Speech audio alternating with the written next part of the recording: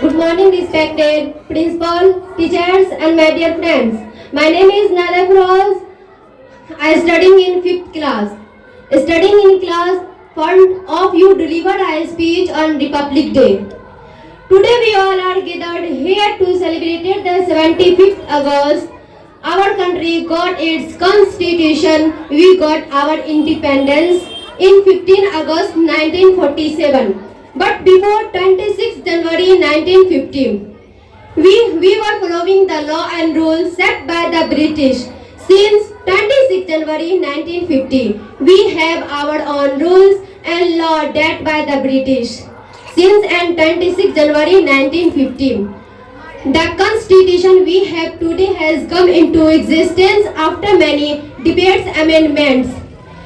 A grand celebration of Republic Day is held in the capital of India, in Delhi. Our country got its constitution. Civilians on this day.